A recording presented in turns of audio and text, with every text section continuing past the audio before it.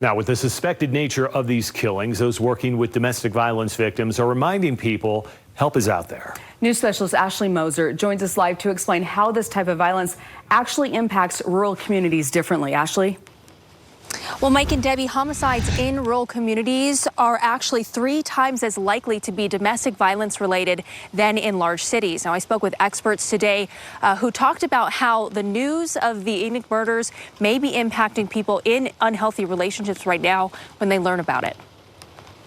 Days like this are just devastating. The news of the murders in Enoch, It's the outcome that you hope that can be prevented. is something Jennifer Campbell, executive director of Utah Domestic Violence Coalition, is paying very close attention to. It does drive home the reality that people are experiencing violence every day, that not everyone is safe in their homes, and that they need help. She says 1 in 3 Utah women will experience domestic violence in her lifetime. 40% of adult homicides in the state are domestic violence related.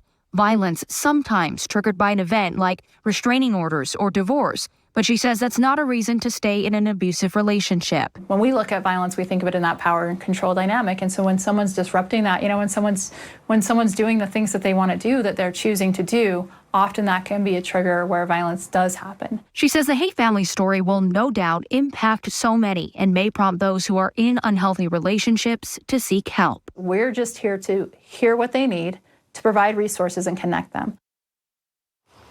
If you or someone you love is in an unhealthy relationship, please get help. You can reach out to the Utah Domestic Violence Link Line or the National Hotline, both of those numbers right there on your screen. And just a reminder, it's completely confidential. They won't force you to take any action. They just want to connect you with the resources out there. Back to you. All right, Ashley, thank you so much for that report.